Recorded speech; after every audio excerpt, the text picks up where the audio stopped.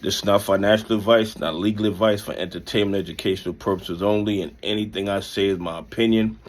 Please don't make any financial decision based on anything I say in these videos. Listen,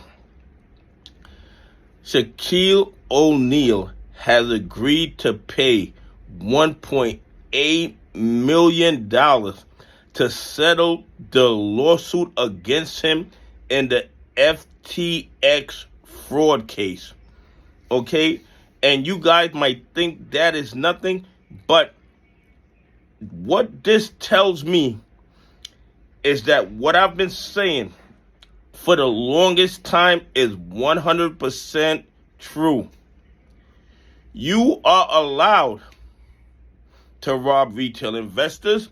You are allowed to rob pension funds. You're allowed to rob institutions that follow the rules. But when you engage in fraud and criminality and the 1%ers lose money, everybody will be held accountable. Okay? Everybody will be held accountable. And Shaquille O'Neal is a very rich guy. A very rich guy. But he is not a 1%er. So he has to pay. And the thing is, Stephen Curry is still in the lawsuit.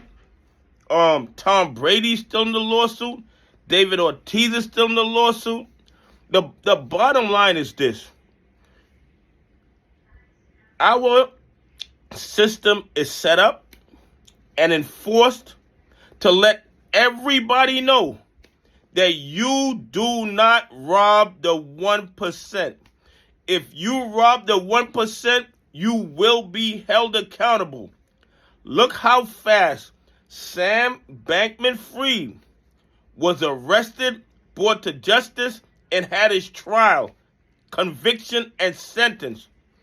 When these guys engage in crimes that affect retail investors, pension funds, and institutions that follow the rules, we don't hear about it till 5 or 10 years after the crime took place. And when we hear about it, it's usually a small, tiny fine.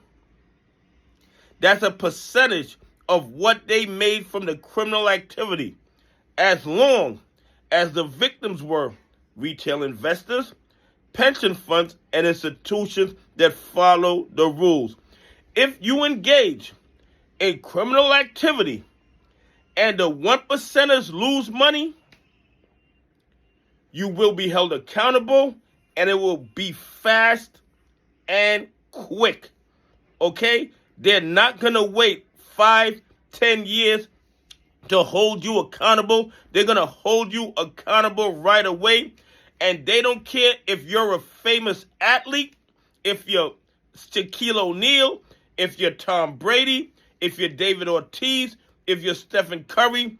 You are going to be held accountable. If you were engaged in anything that caused the 1%ers to lose money, and this is just my opinion, had Shaquille O'Neal or Stephen Curry or David Ortiz or Tom Brady been involved in, let's say, the AMC naked shorting, do you think they would be paying? Of course not. Of course not.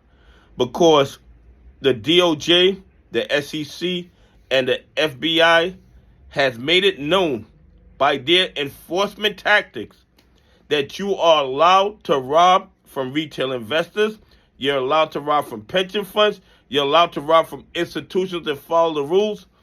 But if you engage in fraudulent activity and the 1%ers lose money like they did with the FTX debacle, you will be held accountable, and they don't care even if you're Shaquille O'Neal.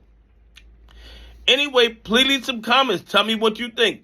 Do you think if the 1%ers didn't lose a lot of money with FTX, would Shaquille O'Neal be paying $1.8 million?